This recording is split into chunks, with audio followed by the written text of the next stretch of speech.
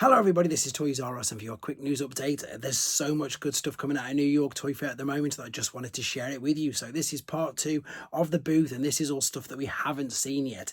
Inside the booth, they've already got all the stuff like the Generation Stripticon, etc., things that we've seen, but this is going to focus on the ones we haven't. So you can see right here, these have come straight from TFW 2005. We've got Onyx Prime here, which looks incredible, to be honest. I think this is actually a leader class figure because he's huge. It's on his own table. You've got both modes, which you can see there. I love the color scheme. It just really works. If you want to see this without the glare, head to TFW 2005, guys. Details on it look spectacular. Articulation on it looks spectacular. I've got to confess, I haven't had much chance to read up too much about this. I've just got these images and I'm just getting them out to you as fast as possible. That's definitely looking like a leader class box, which you can see there. And as I say, on their own table with a real interesting sort of alternate mode, and these are in every which way far superior to the tiny little versions that of course we got in the Power of the Primes versions of these figures. So yeah, it looks like the people who are heading to New York Toy Fair are going to be in for a right treat, because the amount of stuff that they've got there ready to show off, it's just insane. So there indeed again is the packaging. Then we're going to move on to all of these. So basically what we've got here is all the images of all the figures that were in this through the space bridge at the last event, which was only like last month. So this is your Devastation 2-pack. This is your Elite Seeker and your Ground Soldier. So of course you can spot the molds which these have been used from. I love the fact that we've got yet another use of this Seeker mold. If you remember, they used it, the Coneheads one, in some of the unreleased G2 versions as well. Looking really interesting with them samurai swords, I must say.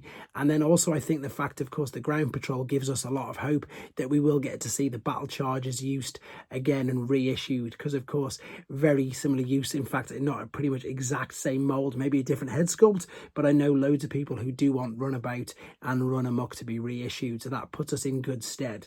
Right, here's the two twin packs that I'm probably the most excited for, to be fair. So we've got the Spinister and the Diaclone colours of Top Spin, and then we've got Carnivac versus, as I know him, Iron Fist, but they've changed his name. I'm not sure exactly why, but I'll give you a bit of history on that in a second. There, funnily enough, is the Tripticon I was on about from Generation Select. So there is Spinister in a much better colour scheme with, of course, the Target Masters, which the Siege version didn't have.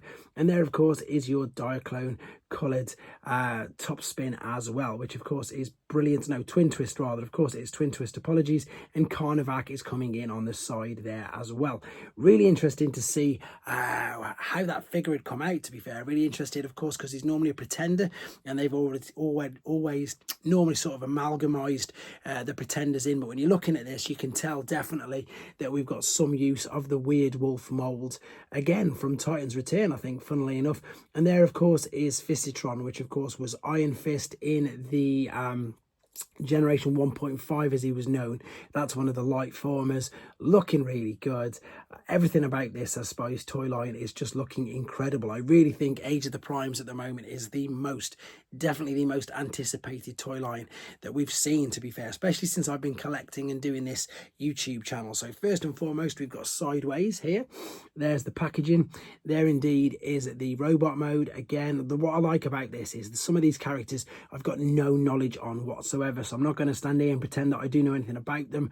I just like the look of them. They look incredible. Same with Excellion here. Again, good use of the Hotshot mold, great color scheme you can see there, and again, just really liking it. And I'm loving the fact that I'm going to get the chance to learn about things and figures and toy lines that I don't know too much about.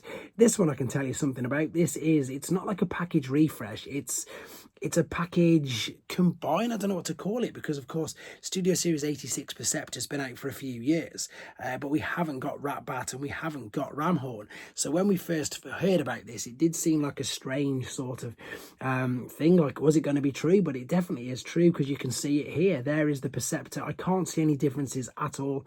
Obviously the main difference is he's coming packaged with the remaining 2 cassettes that are of course needed for that epic battle scene in the movie. So there they are in a teeny bit more detail, and I'm not too sure, but I'm sure that they did say at one point we were going to get with Ramhorn the speakers which we could attach to Blaster's hands like we got with Steeljaw, but again, whether or not that comes to to fruition, I don't really know. Now, expect loads more updates from me throughout the rest of the day. As I say, these have just dropped on TFW 2005 as we speak, so I'll go over them in a bit more detail with everything else as well when I get back up tomorrow. But again, check these out, guys. Let me know what you think in the comments, and of course, take care.